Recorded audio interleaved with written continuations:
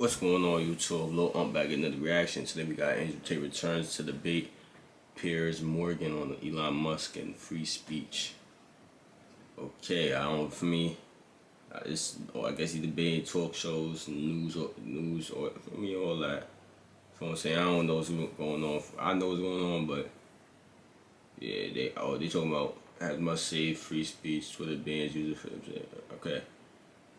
Yeah, let's get into it. Like, video, comment, subscribe. The last Andrew Tate reaction will be at the end of the video. Stay tuned for that. Road to a billion subscribers. Let's get into it. Well, joining me now is Andrew Tate, whose videos have been viewed billions of times online, but he's been banned from pretty much every mainstream social media platform, including Twitter. Andrew Tate, welcome back to Piers Morgan Uncensored. Your take on this, I think, is quite interesting because you've been a victim of being if victim's the right word, but you've been removed from social media platforms for your opinions. Elon Musk has dedicated himself, he says, to restoring free speech. Do you think that's going to include you, for example? I don't think it matters if it includes me or not. I think what's important is that free speech is the #1 weapon against absolute tyranny.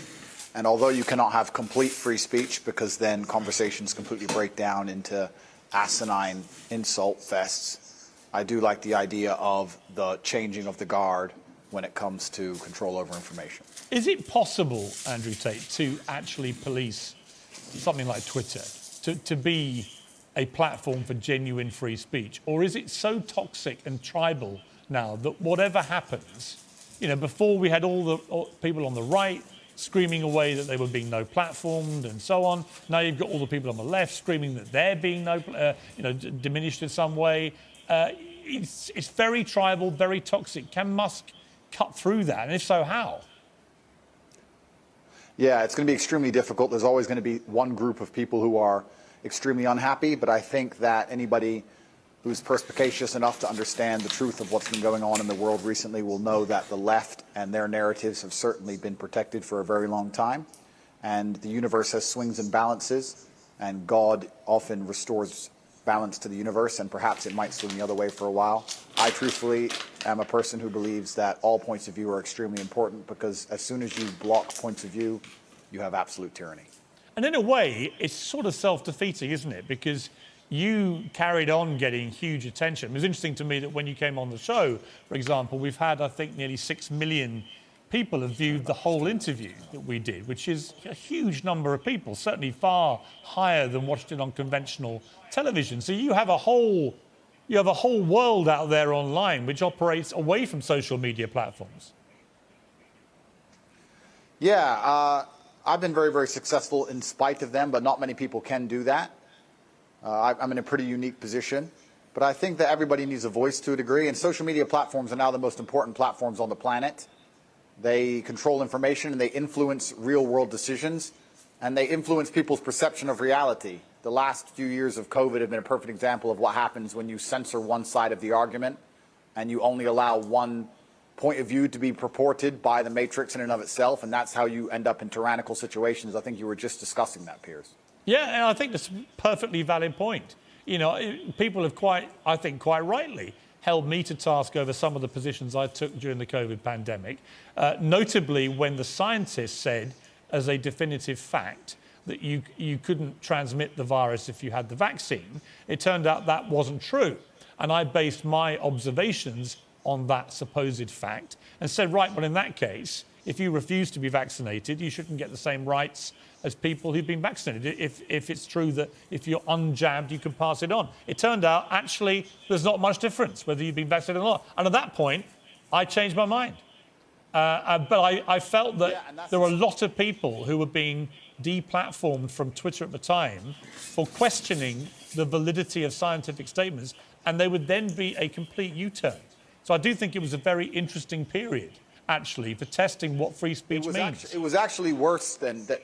You're right, Piers, but it was actually worse than interesting, because what happens is when you censor an entire side of the argument and only allow one side of the argument to have a voice, you are changing reality in real time. You are shaping the world. The only reason that scam continued as long as it did, and the only reason people didn't get to see their own parents get buried, and the only reason people sat and missed cancer appointments because they were scared of the common cold, was because they were censoring anybody who said anything contrary to the purported version of events that the mainstream media decided they want the entire world to swallow.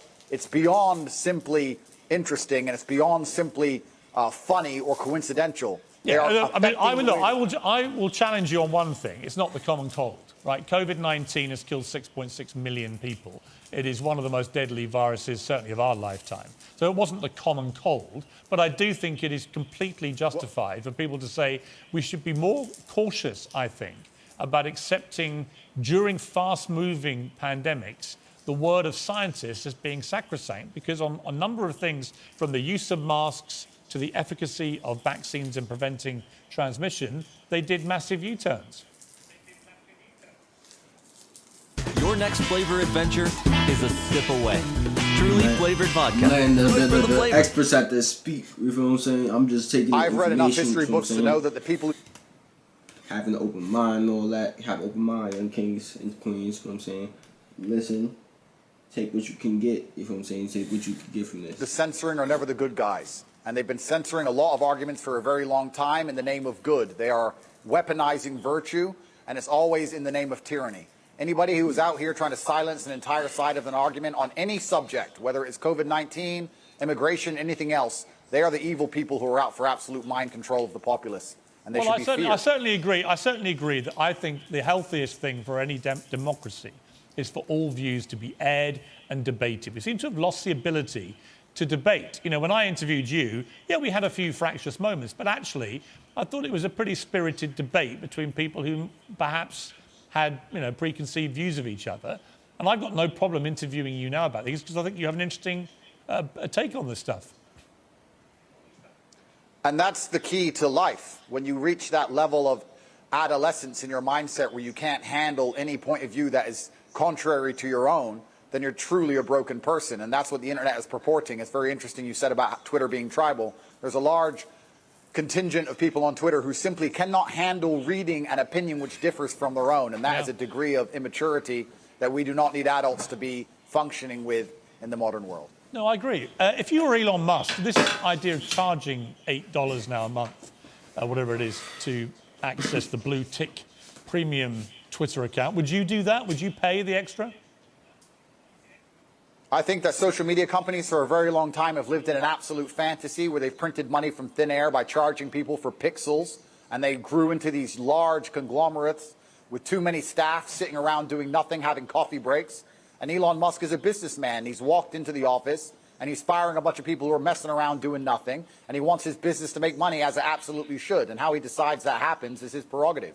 I don't see why we should sit and accept that a website needs 200,000 people sitting around discussing in long meetings, sitting on beanbags about policy of human rights of some garbage, when he's come along and said, no, I'm a businessman, we're going to charge for our service, we're going to reduce the number of staff, and we're going to be a functional, coherent company, as they should be. And it's his prerogative to do it, as he's bought the company. I think he can do whatever he wants. Yeah, I mean, I don't disagree, because I remember the appalling censorship of the New York Post exclusive about Hunter Biden, the son of the president, about his laptop. This is 3 weeks before the election that Joe Biden won. He was heading, to a possible victory, but it was tight. And that story, they reckon, could have tipped it either way. But it was completely suppressed and censored, starting with Twitter, then Facebook, then others. Twitter literally locked out the New York Post account for 2 weeks for breaking a completely true story. And I thought that was shameful. It's worse than shameful. It's worse than shameful. When you control information, you control the real world. They affect the real world in real time. They are genuinely affecting the reality people live in. They are not just a company. They're not just a social media platform. It affects absolutely every single person on the planet when it changes who is elected. I don't want to comment specifically on Hunter Biden or the laptop. I would never kill myself.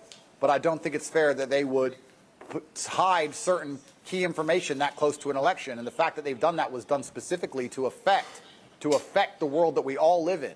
And we all have to suffer the consequences of those things. So to sit and say that these companies can just do whatever they want and they're private, etc. No, free speech is beyond important for democracy. It's important for the reality that we exist under. Andrew Tate, thank you for joining me. I appreciate it.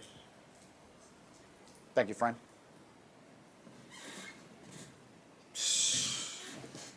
Okay. A lot of knowledge is being spit. A lot of real shit, a lot of business a lot of business views, business point of views, business. For me, y'all know. For me, come on now, I'm out, bro. I just took what I could get from that. You know what I'm saying? Hope y'all did as well. You know what I'm saying?